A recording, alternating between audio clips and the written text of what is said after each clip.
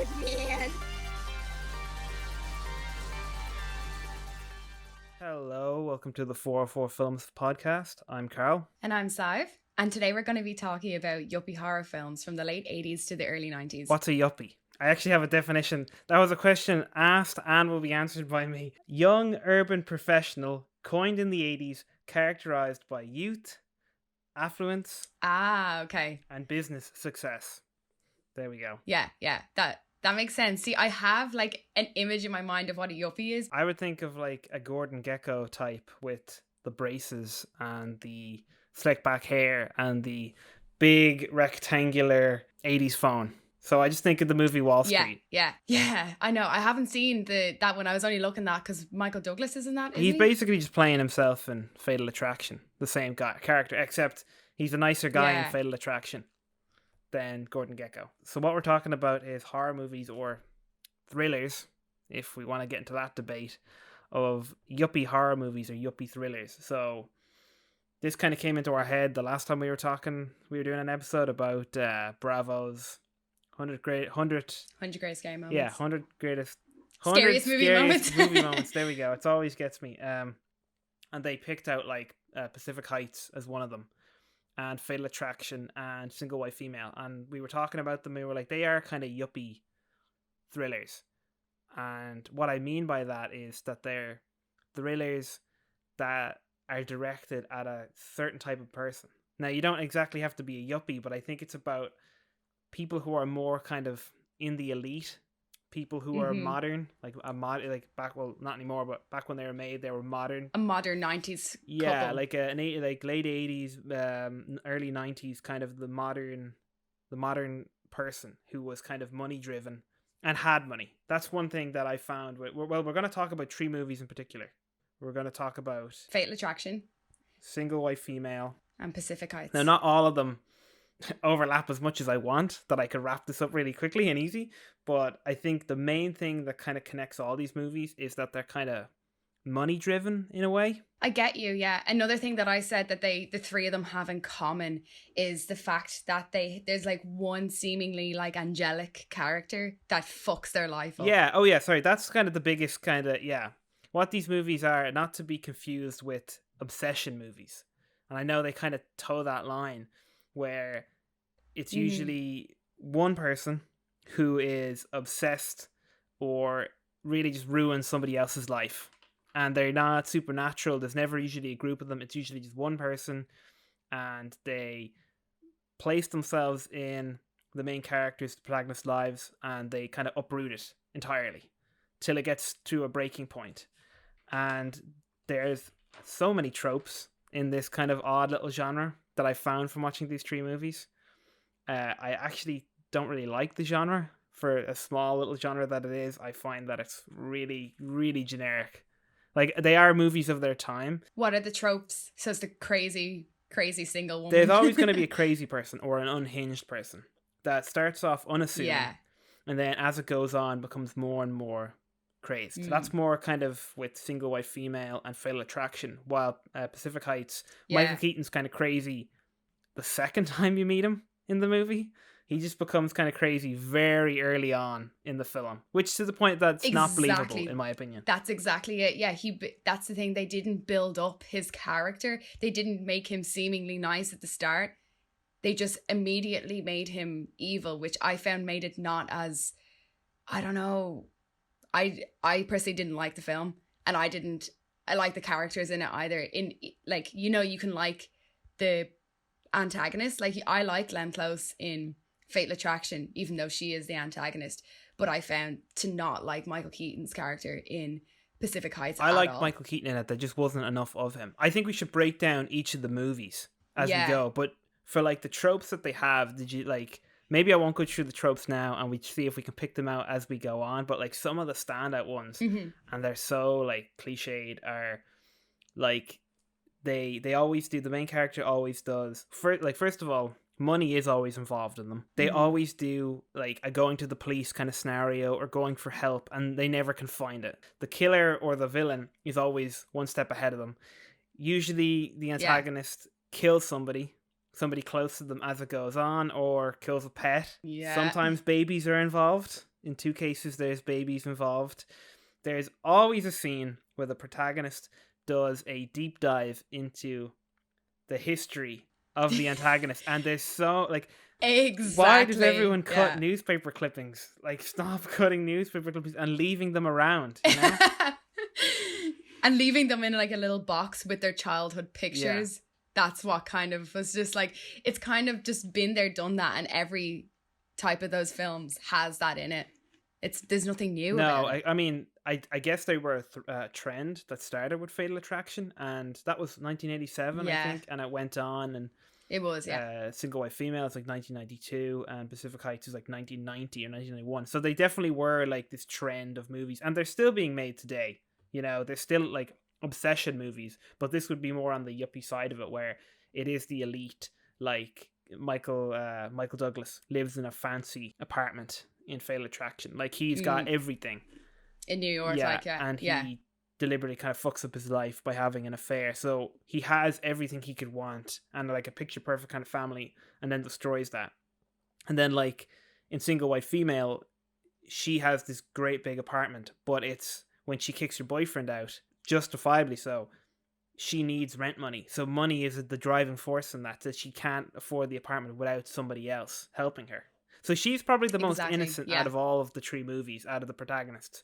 Because if we go through like Pacific Heights and stuff, those characters are not very likable, I found anyway. No, they're not. The couple, especially the husband, not the husband, like the boyfriend. What was his name? Matthew Modine, yeah. Modine, yeah. I liked Melanie Griffith in it, but I didn't like Matthew Modine. He was pissed me off like, so much from the very let's beginning. go through Pacific Heights first then. Yeah, let's We've do it, talked yeah. about Fatal Attraction before in the past, so we might even just go back and reference that all the time, because I think we did that in our first episode. But yeah, okay, I watched this movie only recently. I was just going to say Pacific Heights was my least favorite of the 3. I only watched it recently as well after watching the Bravo's 100 Greatest Scary Moments. Yeah, I think it was for me as well. It was, I didn't like, frankly, both of them. Like, I love Fatal Attraction, but once you've seen that, you've seen them all. So I didn't care for either of them, the Single White Female or Pacific Heights. But I think Single White Female had a lot more there that I enjoyed. Oh, than definitely, Pacific yeah. Heights. Yeah.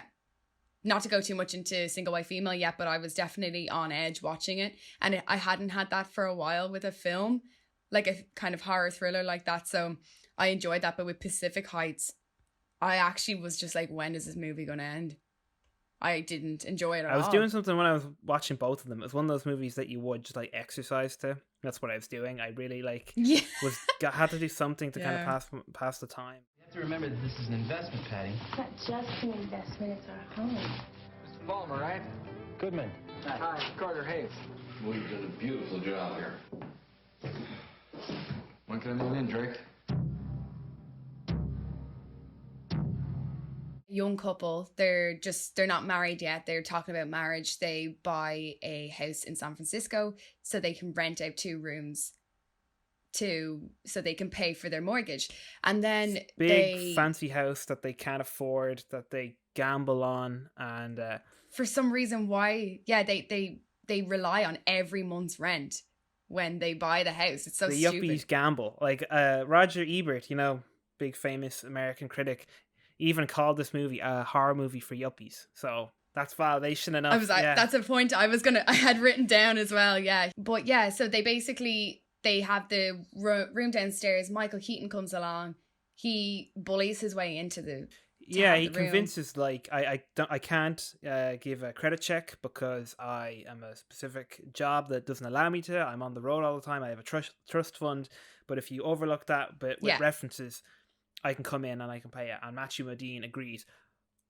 Despite Melanie Griffith actually interviewing a other candidate for the apartment who is black, which Matthew Modine does not enjoy whatsoever. And I think this movie is kind of racist.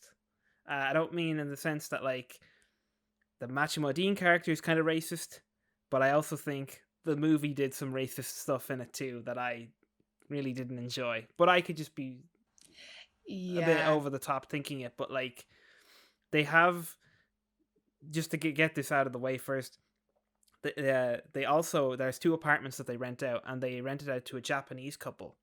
And there's this one scene in it where the Japanese husband is outside doing like these stretches, kind of this exercise, these kind of like something like that. And I don't know the exact term for it, but the score is playing over it. But then when it cuts to him, the score becomes like, it starts to use all these Asian instruments. You know, the very kind of stereotypical Asian instruments. I was like, why did you do that? That seems... kind of like a comical scene. scene. It seemed like, why did you do that? Because they're not important to the movie. They move out later on. They're driven away, so it's more and more chipping away at the main characters. But it just seemed so unnecessary and so like, you know, let's play Asian music over, the Japanese characters. It was very cringy. Yeah, I thought it was maybe for like a cheap laugh for the audience or something, which kind of pissed me off. I know the Matthew Modine character says when Melanie Griffith is talking about the black candidate that, it could be one of these, like something like, he says something like a minority sob story, or like it's to put pressure on us to rent the place out. And it's like, well, this character is already very unlikable very early on in the movie. Yeah, and they end up going with Michael Keaton for other circumstances because the candidate, who you find out later is a police officer, his references or his credit information gets destroyed when the Japanese couple are moving in. People are moving in. So Michael Keaton's there, and immediately Michael Keaton starts going crazy. I really didn't expect this movie to go this way. Like, did you expect Michael Keaton to be this kind of clean cut as a villain? You know, like, he's not a trust fund baby. Like, it's not even the trust fund thing. It's just that he's a con man, and that's it. He's a con man that might kill you, but he's not like a crazed, you know, maniac. I thought Michael Keaton was gonna go full Beetlejuice and full that scene in Batman where he goes crazy. Like, he's not that at all. He's just literally, he wants to go into the apartment, change all the locks, stay in there, and he's constantly drilling and hammering. And basically what he's done, he's a bit of like a cowboy builder. He just steals all the fixtures and stuff like that, and like the toilet and everything. Yeah, it was, I don't know, it didn't make sense in that way. And it was said that apparently his strategy was to drive the couple into foreclosure so he could pick up the house at a cheaper price. But did you catch that from the film? No, I didn't catch that at all, but that's what was written. That's what Robert Ebert said. I thought it was that, like, he was going to sell all this stuff. Like, he guts the place of whatever it's worth to sell and make more money.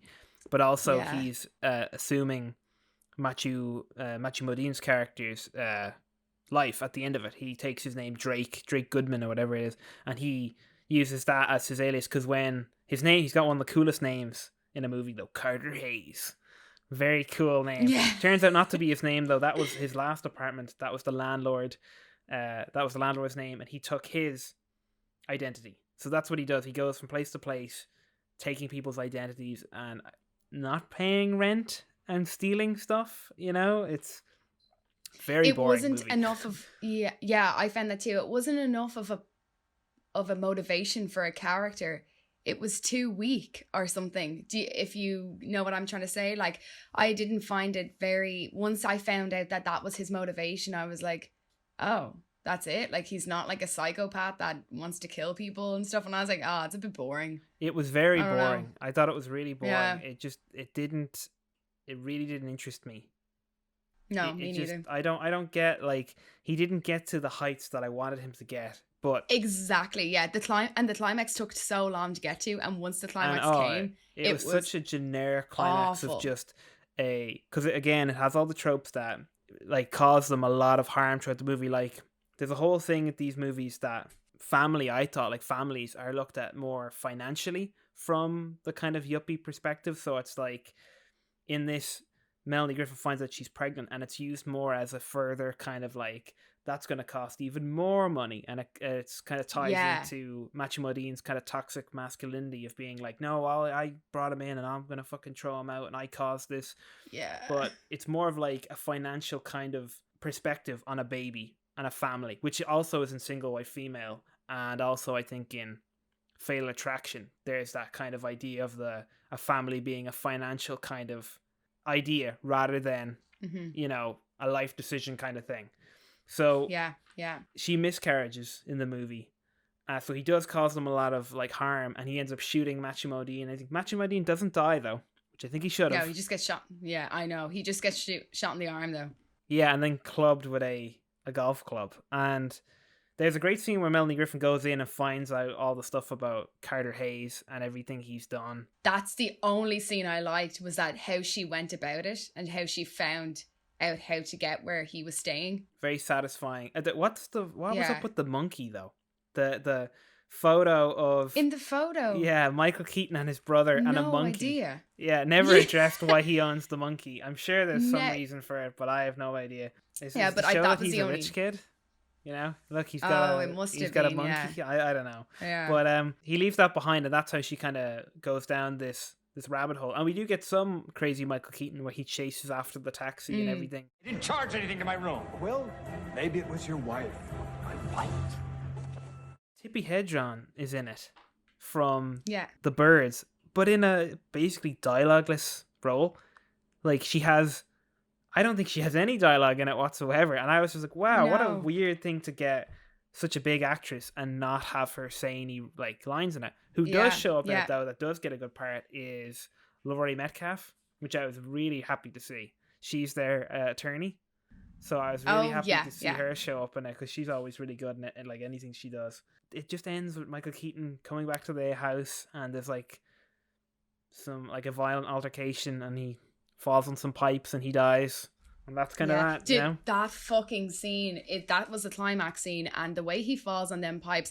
How was Matthew Modine, like, how was he just down there at that exact time to pull his leg and drag him down? And the scene where he's it looks like an Alfred Hitchcock.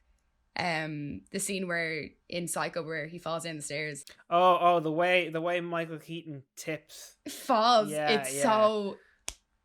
It's so weird. animated, like it's Yeah. so bad. weird, What like word would you use for that? It's Like, kind of over dramatic, I think. I thought Michael Yeah. Keaton shouldn't have died in it either. He should have went to jail. It didn't seem like one of those I movies think where he would die in it, you know? yeah, I it was thought he gonna would be have go to went on the prison. run. Yeah, I thought he would have. At the end of Silence of the Lambs, and Anthony Hopkins is in, I don't know, Cuba or something at the You end thought of it would have been That's one of how those, he's one of there those. to live another day. But Yeah. I mean, I don't know. Is there symbolism there that like Matthew Modine, who's very much like the catalyst for a lot of how shit gets worse and worse and worse, how he has to kind of go through all the shit on the basement and kind of reach up and grab him. If I'm being really pretentious, I guess that's symbolism for like lower classes, man, and he's grabbing Michael Keaton, man, and he has to go through all the shit and the muck to get him and all that kind of stuff. So yeah. he's taken off his pedestal, but I think he should have died. I think it would have been a lot more impactful. They have to sell the house at the end of the movie anyway. And then the camera pans and we see the couple there selling it to other yuppies being like, we'll have to take out another mortgage for this. And the movie's whole thing is like money, like to a point where she goes to a loan office and there's a neon sign that just says money, loan or something like that, you know? I know. I honestly, like, I just thought the movie was very weak. Yeah. Very weak, and the couple being really unlikable. I did like Melanie Griffiths, but I didn't like them as a couple. I thought he fucking pissed me off the whole time. He was such a moan bag. Yeah. And then a moan bag. And then and then Michael's Keaton's character I thought needed a lot more in-depth. He's not on detail screen too. enough. He's like No, probably the that's most so true. entertaining part, and he's not on screen enough, and he doesn't Yeah. say a lot. And like, there's some of it that now it's made by a director that's like, when I looked him up, I was like, it was made by him. It's made by, oh god, I'm gonna have to say his name, John Schlesinger. Schlong. What's his name? Schlesinger, yeah, John Schlesinger. He's the guy who made Midnight Cowboy anyway, John, and he made Midnight Cowboy and like other classic movies. So I was a bit surprised that, I mean, I guess it was Yeah. coming to the end probably of his career. I'm not sure if the man's still alive, but I think his biggest movies were in the 70s, and this was very much, I feel like, a studio picture to be like, we want Yeah. Fatal Attraction, again, or something like it. And the Makes score a in this single white movie, female type thing. yeah, the score in this movie by Hans Zimmer, unfortunately. I 'cause know. I like Hans Zimmer. It fucking sucked. It was the most I remember. generic thing ever, Yeah, when I saw him come up at the beginning, Hans Zimmer, I was like, oh, this must be like this. I was taken in. I was like, this is must be a good movie. And then, God, it was so awful. And then especially with the Japanese part when the guy Yeah. is. I'm sure that was kind of, I'm sure that was kind of asked, you know, like a studio Mm. person said that, or you know, Yeah. maybe we're looking at it the wrong way. I would see this more as like Tenants from Hell and that kind of thing rather than, you know, a horror movie. Like it could have like it needed more kind of horror realm. I guess this is a thriller. This really is a thriller. You know, that kind of debate, is it a horror movie, is it a thriller? These kind of are more leaning towards thriller. Even though Fatal Attraction I'd say is a horror movie. There's more but- build up to the climax in Fatal Attraction, where this had not much build up at all. It just was like boring, climax, boring. Yeah, I mean, You know? there could have been a lot more done with it as well, because they kind of Yeah. talk about like Matthew Modine is like, no, I'm the man and I'm gonna get it done. Everything. You could have had really a lot more scenes of Carter Hayes and him, like Michael Keaton's character, being that other kind of sense of like Matthew Modine's trying to be the man and Michael Keaton is deliberately kind of hitting on that nerve. You know what I mean? Like Michael Keaton, who Yeah. is very much like slick kind of con man, could very much antagonize him through those aspects, but they don't really go there. They do it like once when Michael Keaton comes up to provoke them about the miscarriage, but it's not enough. Like it really isn't enough. Like more Michael Keaton in this No. movie would have been better. I heard the ambulance last night and called the hospital. They told me what happened. God, nature can be so cruel sometimes. Character, like I said, one of the tropes is that they're 10 steps ahead. There's nothing. Laurie Metcalf is their lawyer in Pacific Heights, and there's nothing they can do. Like Michael Keaton is 10 steps ahead with everything. Like he calls the police on him prior to an assault, knowing that he was going to assault him. He can't be Yeah. evicted because Matthew Modine cut his power and water supply. It's just so much more believable with Fatal Attraction, though, for some reason. It annoys me so much about Matthew Modine's character in it, because he's so immature that I don't know if he didn't know that if he cut off his power and his water, like that, the fact that he wouldn't have a leg to stand on. And then he's going crazy at the police officer when Michael Keaton is just like really, really calm and really collected. Like obviously you're going to believe Michael Keaton if someone's going crazy at the police officer. So that kind of annoyed me, the way it was so unbelievable in that sense. I don't know, like I know if people do drive you crazy, but you do, like your man Matthew Modine was supposed to be like, he was a protagonist, so he was supposed to be more, you know, I see the trope, and like, you know, that drives the story along. So him getting angry I was okay with, but it's like he was already kind of unlikable character and you can see his frustration. But when Melanie Griffith is saying to him, no, just relax, and he's still like, no, fuck this, no, fuck everyone, it's okay. Oh, like, you're like, okay, this is It's bullshit now, because you're very unlikable. You're not making a likable character, and that's why I'm walking away from the movie being like, yeah, I kind of hope you die in the movie rather than, you know, live and learn a lesson. I think Melanie Griffith is the one that could have learned all the lessons and left the movie, like selling the house at the end of it and everything, rather than the two of them, because he's fucking, so much shit's done to him in that movie, you know? I just didn't know how she still wanted to stay with him at the end, because he really, really would have turned me off if that was me in Melanie Griffith's case. An ad for a roommate brought a stranger into Allison's life. Single White Female, directed by Barbette Schroeder, yeah. Written He's Swiss. by Don Roos, based on the book Yeah. SFW, Seeking Sane. Kind of like that. Yeah. By John Lutz. Starring Jennifer Jason Leigh, Bridget Fonda, and Steven Weber. The guy from Wings, I think. I think it's the guy from Wings.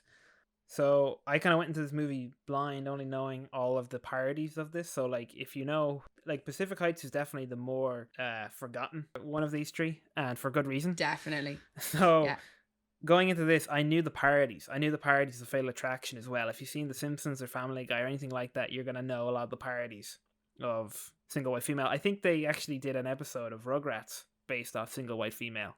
The one where they're all grown up. The Rugrats kids are grown up. So I would know all of the kind of, you know, ideas of what this movie was going to do before I saw it, because it's so old now, and I know it was famous when it came out. I think it's probably famous for all the wrong reasons, but we'll go into that.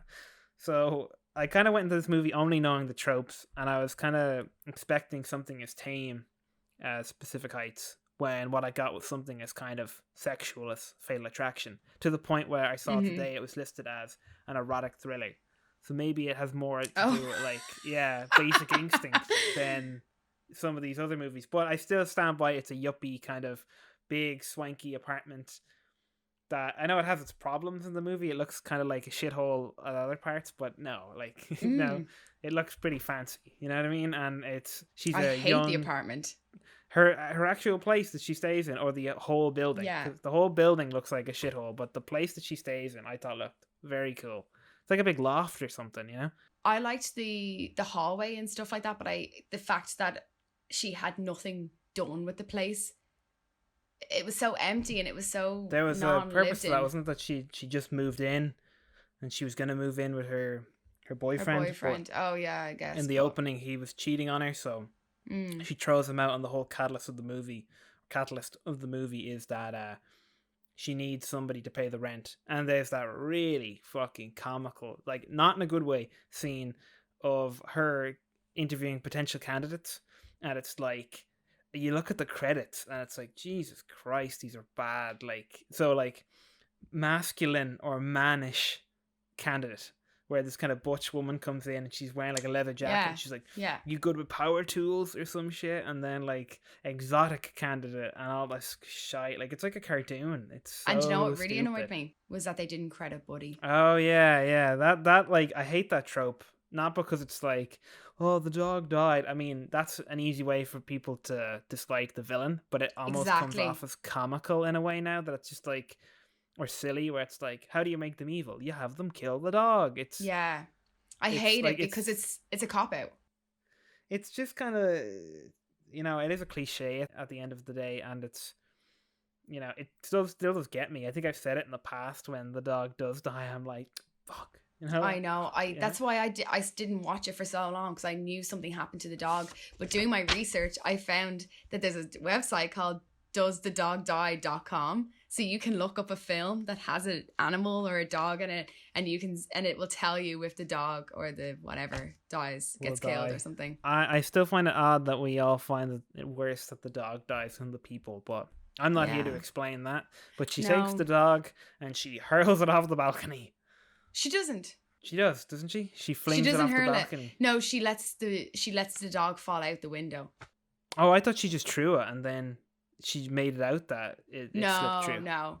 I think that it just slipped through the cracks. You think so? Oh no, I think she just threw it off. I think she was, because she kicked the dog. Yeah, she kicked the dog early. Like, I know. Flings it, I punched fucking the dog hated that across scene. the room, and she picks it up and I imagine she picked it up and just fucked it off the balcony and sat back down. I was like, oh no, he escaped. She seemed like that type of person. Well, anyway, we're kind of going into it. What it's about is that Jennifer Jason Leigh is a former twin, no longer has a twin, and gets brought into the apartment, and they get on really well, and they have best friend montages, and Jennifer Jason Leigh starts to do weirder things as it goes on. Like, she'll get changed in front of her, and she buys her the dog and everything. Yeah, it makes Bridget Fonda really uncomfortable. Yeah, like very kind of graphically, kind of just full frontal kind of changing in front of her.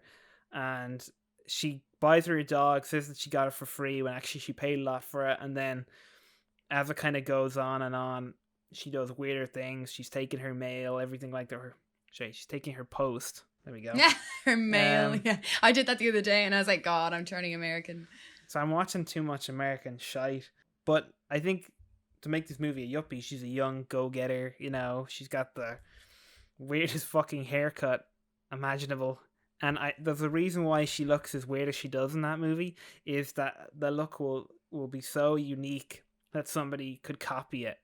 And it would be unnerving to see them like that. So if it was somebody who just had long blonde hair like Bridget Fonda usually does, and Jennifer Jason Leigh also does, there's not much you can do there to copy it. You know, I'll cut it in a certain way or I'll push it back in a certain way. But if it's this weird looking, I don't even know how to describe it. It's like a bowl haircut. Yeah. Yeah, a red hair bowl haircut, that the famous scene in it that Jennifer Jason Leigh can come down the steps in the hair salon looking exactly like her. Mm-hmm. Because basically throughout the movie she wants to make her twin. Gotta be kidding. You just should have asked first. But I wanted it to be a surprise. What they did well was they built it slowly, but they built it like consistently. Yeah, almost to It the point that I started- didn't want to watch it because it was so awkward when stuff went bad. Yeah, That's because good, I guess. it starts with Bridget Fonda being nice to her and being like, yeah, like I'll help you out with like your fashion and stuff, and then suddenly she figures out that Jennifer Jason Leigh has literally bought replicas of her clothes. But that's Yeah. that It is starts off creepy. innocent enough, though, doesn't it? Where It is innocent enough, and she kind of just starts like, she's like, oh yeah, I got the same belt as you, and it's like, okay, that's fine. And I guess a lot of girls have experienced that before with friends, like people buy the same things as you and you're like, oh fuck's sake. But to the extent this girl just takes it to the extreme then, Yeah. because I don't know if you've ever experienced that with friends before as Yeah. a male. Surprisingly, yeah. Have you? Yeah. Like yeah, what? there was a time where we all wore the same color, like jumper and style of jumper, not the same brand, but we all decided to wear like this maroon type pullover red jumper to be fancy, and it just looked like we were a part of a fucking cult or something. Oh Jesus. Like, yeah. And there's another one. It's like, you know, the very generic, how do you say that you're an indie boy, fucking hipster, is the red checkered Kurt Cobain shirt. Yeah. Everyone yeah. I fucking know has one of them.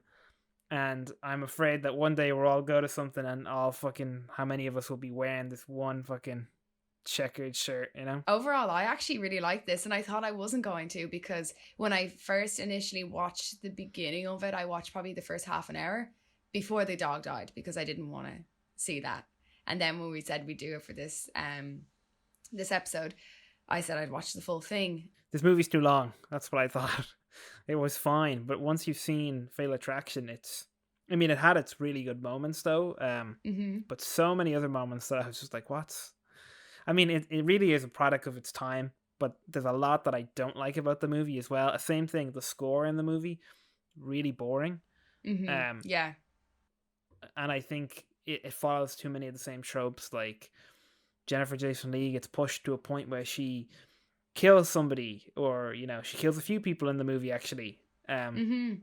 But she's pushed into that kind of level of like, okay, I'm going to have to kill this person to be close to the main character. Exactly. But like, and then it ends just again with another violent confrontation between the two of them, and Jennifer Jason Leigh, spoiler alert, just gets killed, you know, in a very kind of generic way. And there's a really terrible voiceover at the end of the movie where it's like, it was important for me to forgive her, and it was just I'd seen it before, really kind of cool elements there, but I didn't care for it that much. For it to be an erotic thriller, I thought that all worked because there was kind of weirdness to it from like the nudity and everything that I really enjoyed, like the bit when she's on Steven Weber and he finds out halfway through her basically raping him that it's not Bridget Fonda. I know. Yeah. That was a cool scene, you know, and him getting killed as well was very cool. So the fact that she kills him with her high heel, it was a little bit different. It was cool. It was by accident as well. I feel like this could have been a very cool Giallo movie in the sense that it's not like a whodunit, but like the opening I really, really enjoy, where it's the two twin little girls and she's putting on lipstick, and that was like really creepy. And then I think the movie didn't live up to how creepy that was, and I think this movie would have been a lot better if you had a much better score and a much creepier score, you know, like a more kind of like, you know, like Suspiria type la la kind of thing, you know, would have been, or Alice Sweet Alice, that kind of stuff, because that's another twin movie, isn't it? It was interesting because it was Luciano Tavalli who was the cinematographer for this, for Single by Female. He also did Suspiria and Tenebrae. Oh really? So I did not know that. So the fact that you're saying that is really interesting, because the director Barbet Schroeder, or I don't know how to pronounce that, I'm sorry, but the fact he really liked Luciano Tavalli's style. So Luciano Tavalli, he was like, oh, I went to Rome, I asked Luciano Tavalli to do Single White Female with me, and they use loads of mirrors for, you know, like all the sex scenes and stuff where there's like, and then the creepy kind of scenes as well where there's light kind of like flickering on their face. They use loads of mirrors in the film to get those effects of those the light kind of flickering on them. And it's got that 90s, you know, shafts of light in that kind of blue kind of lighting shining through all the haze and the dust and stuff, you know. Yeah, but and no, it looks I great. liked it. It does. It does. It's so much like a Giallo in the sense as well of the setting, because a lot of the Giallos would have, that I've seen, would have kind of modern weird architecture and weird sort of like art displays and like weird contraptions. So like I feel like there is a lot there in a Giallo movie, that even like Giallos were killing yuppies before yuppies were even a thing. You know, like in The Bird with the Crystal Plumage, he's trapped in this big glass two-way kind of door, and that's when he witnesses the murder. There's some stuff in the movie that I just can't get over though, like this weird thing, again, it's a product of its time, but the kind of the demonization of like anything fetish related.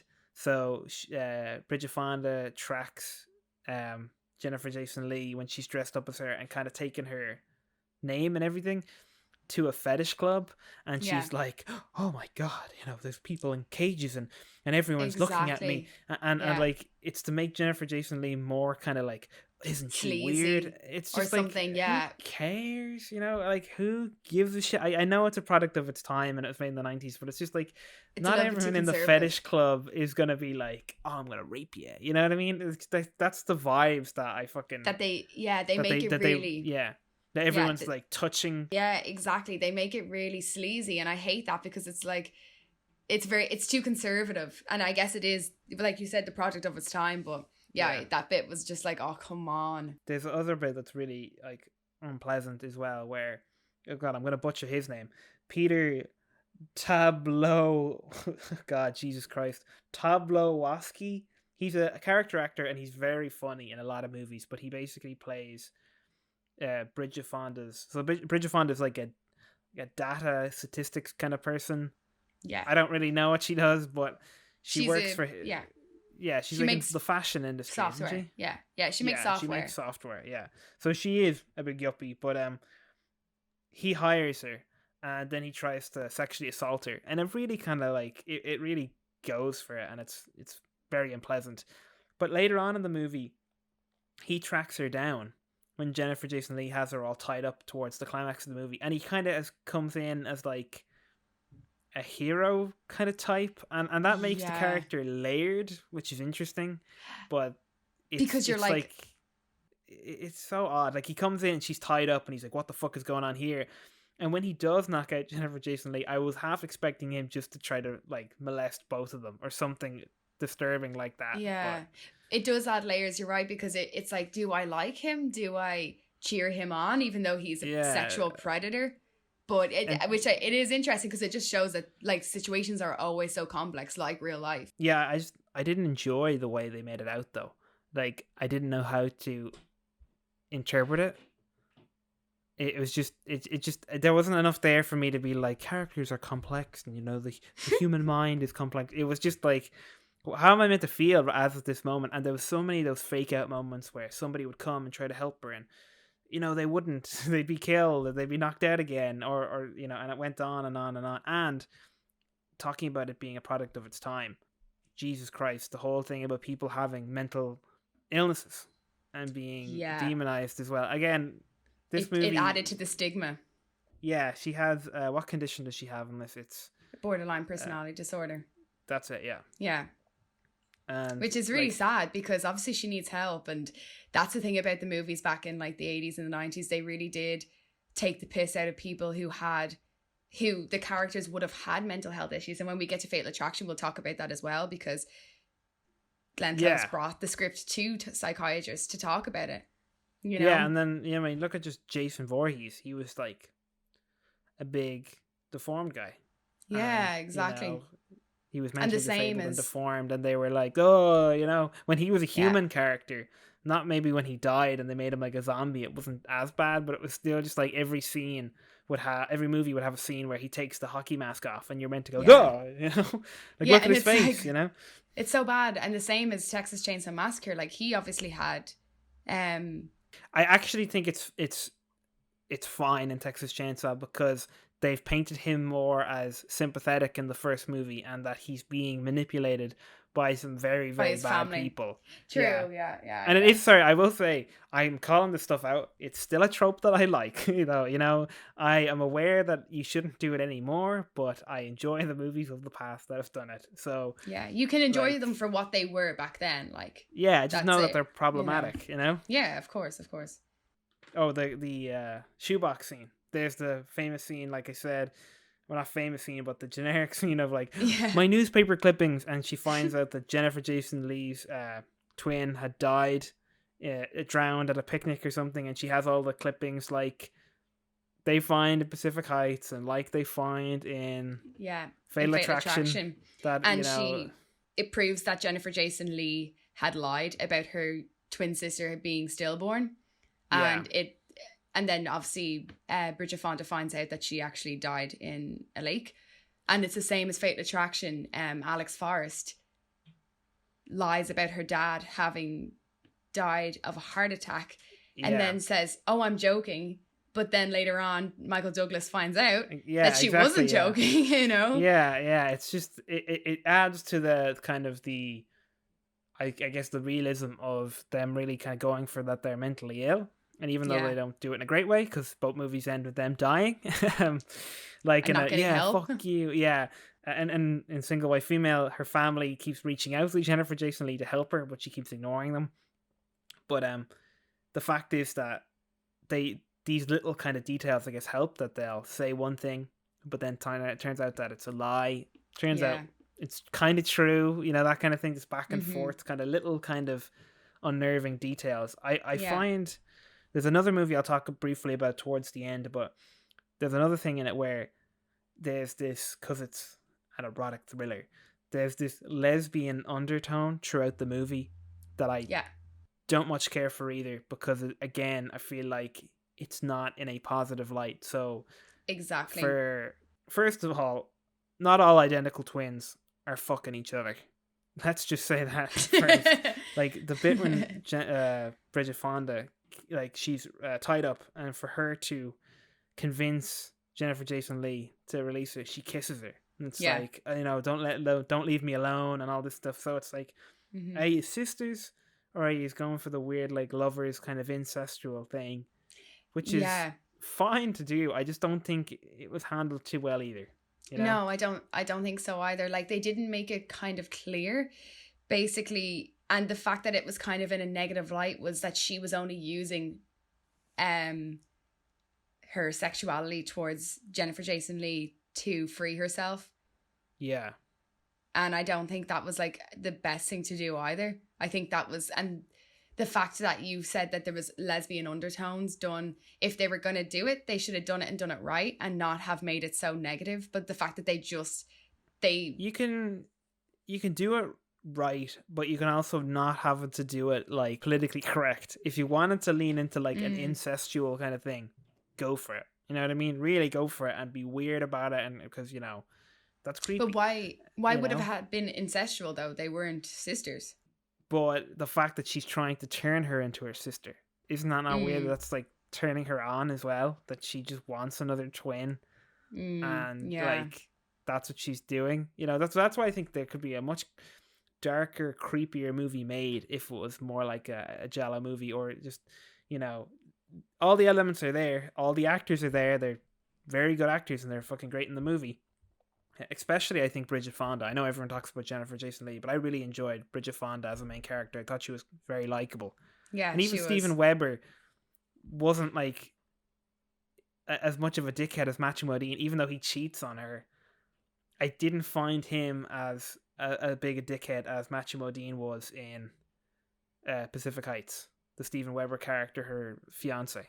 Like, he was a little more likable. He still had her best interest at heart, which I feel, seemed even though real. he cheated.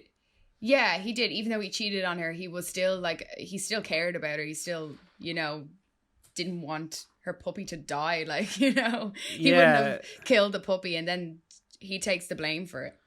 There was other stuff as well, though. Like, I didn't think it got to the, like, she kills Steven Weber with the shoe in the eye. Yeah. Jennifer Jason Leigh, but she does it looking like Bridget Fonda. That's why it has the scene where she rapes him and everything.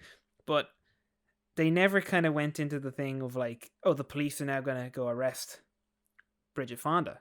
It was building up to that, but then it just became the part of the movie, the climax of the movie, where it's the cat and mouse brawl kind of chasing her through the apartment, and it ends up in the basement and she just gets stabbed to death, and then movie over, you know, thank God she's dead. Thank God we didn't get her the help she needed and she's dead, you know? Yeah, they kind of just cop it out by just doing a voiceover of her looking out the window in a black dress, insinuating that it was just after Sam's funeral.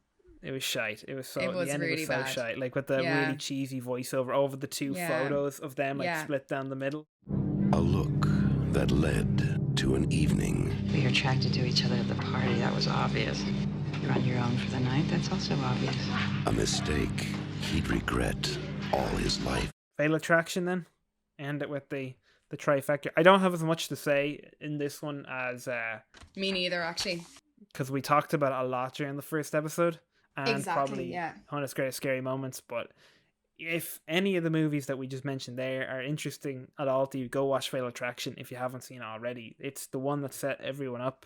I think it made that Obsession movie become a trend too. So like The Hand That Rocks the Cradle and everything came after it, you know. And I think it has a lot of complexities to it, especially in terms of the character motivations. I just really enjoy Fatal Attraction, and I think the reasons to why Glenn Close does what she does is very manic, and it's great. Yeah, it's more like, I thought the movies were kind of more believable.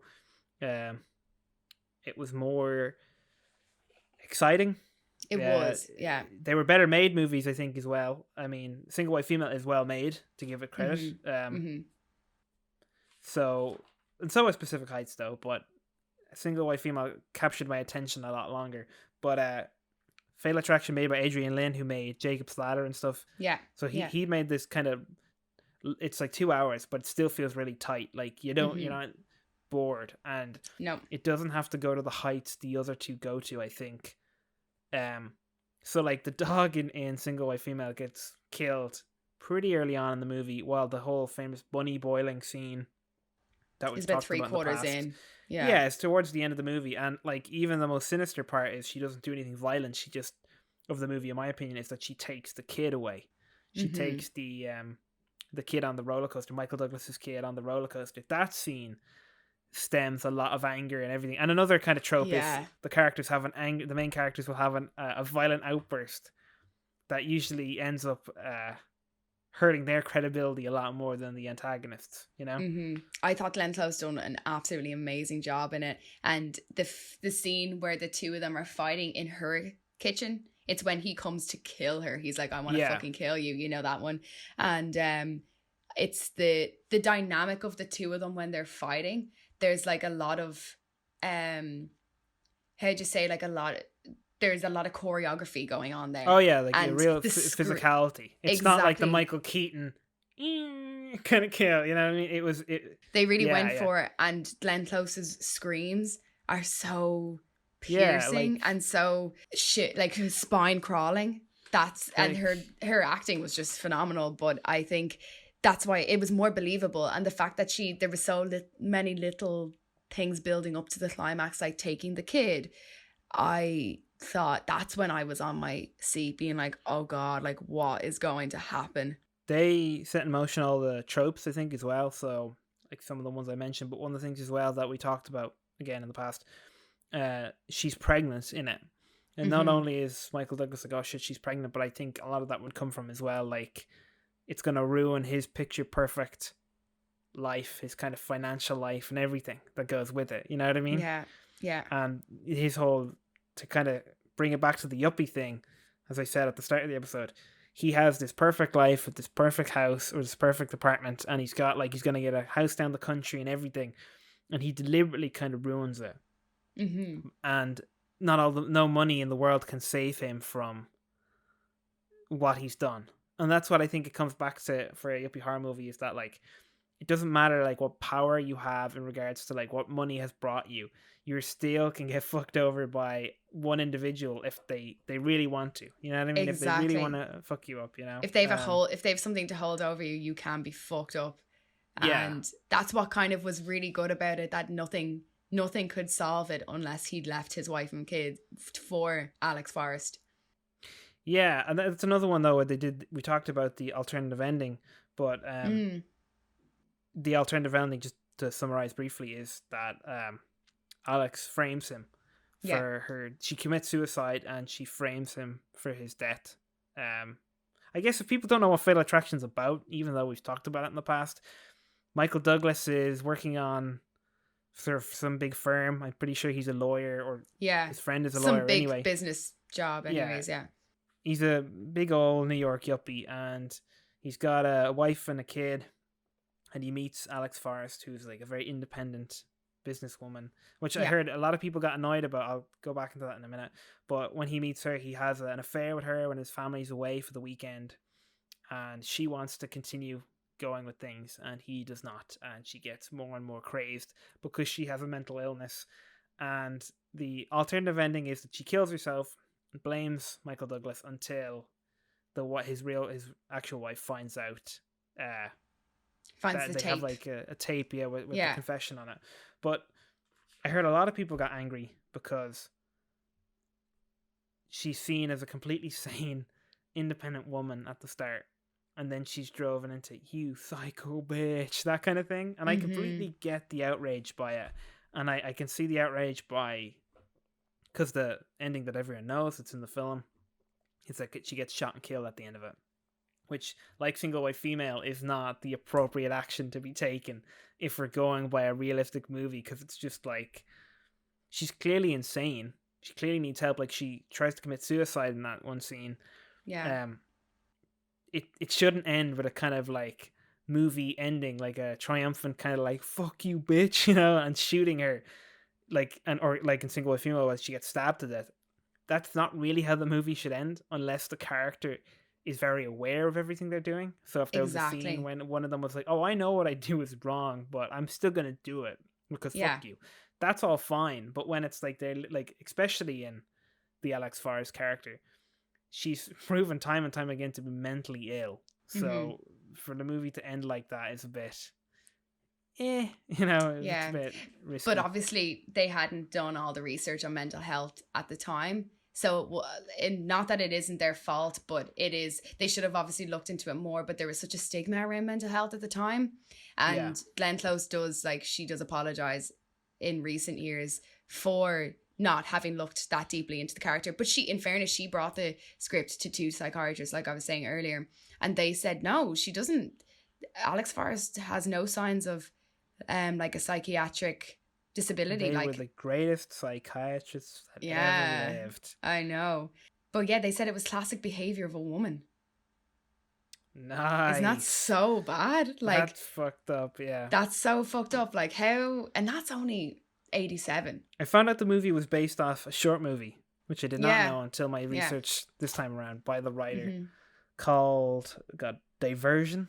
Diversion, is that what it's called? I think so. Oh, right. Okay. I just thought that it was based off the short, but I didn't actually go into the short. Just to talk about more kind of modern yuppie movies, one of the ones that I wanted to talk about was Enduring Love by Roger Mitchell. If you've ever seen that one, it's the one with Daniel Craig and Rhys Evans is in it. And it's the one where like he's going to propose to, it's based off a book, but it's a very strange movie where he's going to propose to his girlfriend and a hot air balloon crashes behind him. Oh yeah, we watched that in college. Yeah, we watched the opening, and I really liked the movie, but the whole thing is that after that happens, it deeply affects Daniel Craig's character, but the Rhys Evans character becomes obsessed with the Daniel Craig character and has this kind of thing that he's in love with him and they shared this kind of heavenly moment that brought them close together. What I do think though is that it does fall into a lot of the same tropes that these other movies have. So they are the yuppie type as well. Like Daniel Craig is a lecturer at a college, and they're all kind of more kind of like arty kind of yuppie people. But it's one of those things where the Rhys Evans character, like, he starts off pretty insane throughout the movie, and then it kind of gets worse, and then he beats himself up to make it look like Daniel Craig did it, and it ends in a violent altercation. But it also has a thing that Single White Female did, that the Rhys Evans character is very clearly kind of gay throughout the movie. And then to get him to drop the knife in the end scene, Daniel Craig kisses him and takes the knife from him and then stabs him. And, you know, it kind of goes into that trope. Now, there's a whole lot of other stuff going on in the movie, and I still really, really enjoy the movie. Because it's not about that. That's just kind of a main kind of point of the movie. It's got a lot of other stuff going on in the background. But that whole thing again of, like, you know, it's always the gay characters that are the bad ones. I don't get it. I know. Like, you know? Yeah. And then I don't know. Go on. The straight characters use homosexuality to get out of their to kind of trick them. Yeah, to trick them, and I don't like how they've used that. I think it's it's a bad cop out again. I don't know with Enduring Love. I don't know if I'm giving out about the movie for it. I don't know how I feel about it. I remember thinking at the time, like, this is like, how are people meant to react to this scene? You know what I mean? I genuinely haven't made up my mind on how I feel about it, but it was an interesting thing I thought to bring up. Another one that I feel like, another one based off a book, another film that has a lot of the same tropes, is Gone Girl by David Fincher. Oh, yeah. Yeah, so that's got that she's more of like a psychopath, kind of very much knows what she's doing in that movie. And I don't want to get into spoiler territory, but it is that they're kind of higher elite as well. They're wealthy people. Yeah. That she does all these things literally to make Ben Affleck look worse and worse as the movie goes on. And she's 10 steps ahead of everybody. And it ends with a violent confrontation and everything like that, but just a little different because that movie doesn't end on a high note. You know what I mean? Yeah. So that I think they're still making these movies. They're just doing them in different ways. Yeah. Same with Girl on the Train. Have you seen that one? No, I haven't seen it, but it's the Emily Blunt film. Yeah. That's actually really good. It's a little bit like Gone Girl. It's kind of taken the genre of the yuppie horror films from the late 80s, early 90s and it has that same feel as Gone Girl, and I'm sure I haven't seen Enduring Love, but it might have that same feeling of that as well. It's kind of the muted colours as well of the films, and it's the same as like Fatal Attraction, Single White Female. I found that the cinematography is great and the production design is great, but it's that kind of muted colour look about it. Do you get what I mean? Like, it's not very I guess there's out there or...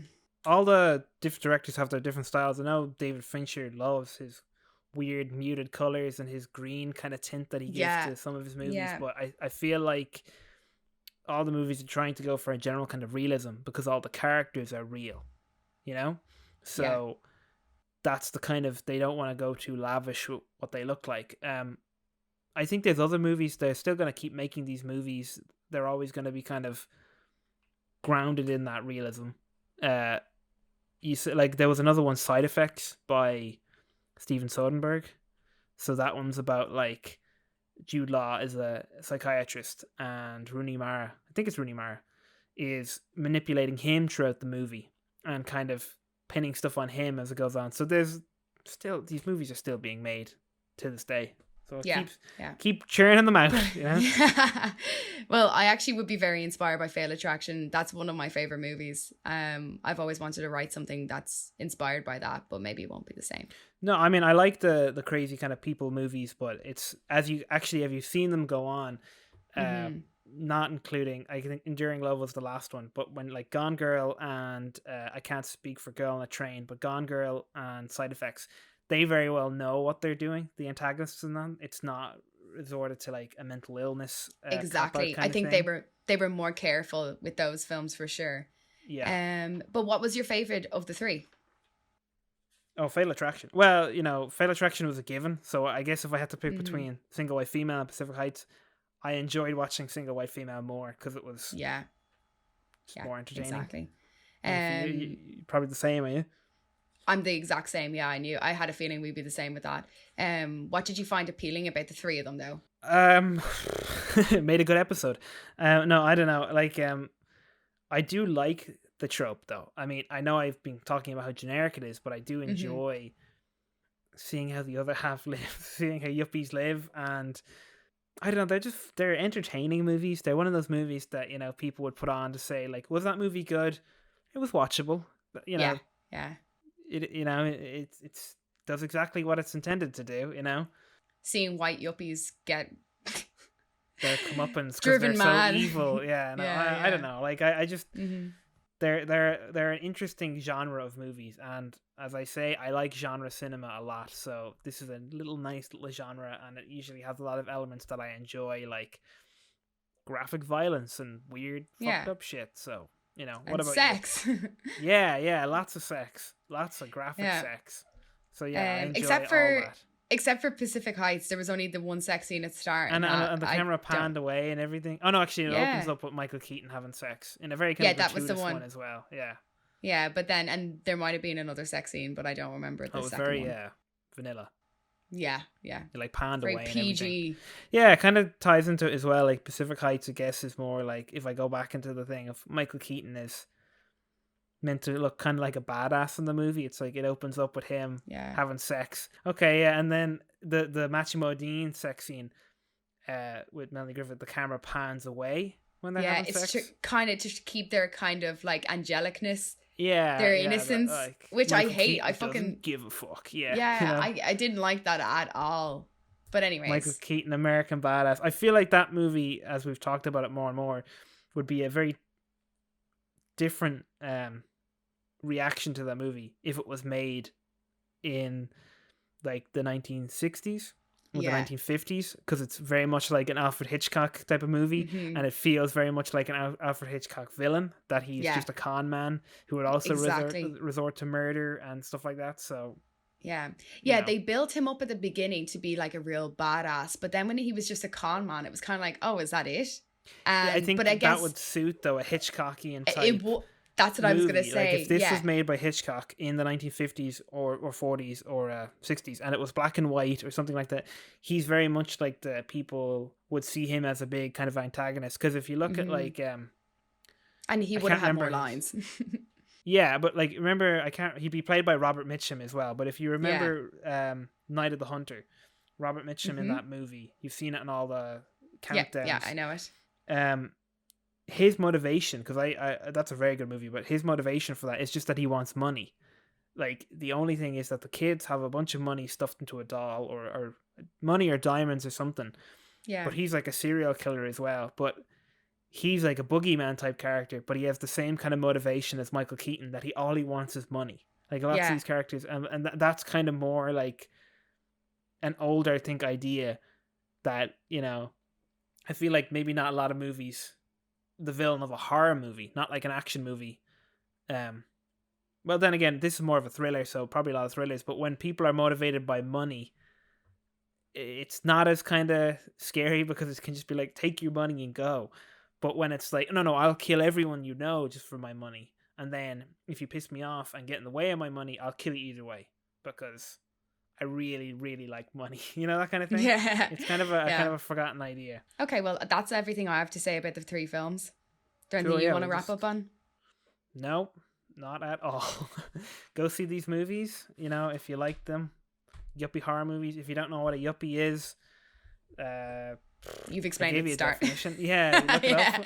You can follow 404 Films on Instagram at 404 Films. You can follow me at Instagram at @KarlGal_director. And you can follow me on Instagram at the Silver Screen. Just keep talking so I can fade this out, like I possibly do. So if we talk long enough.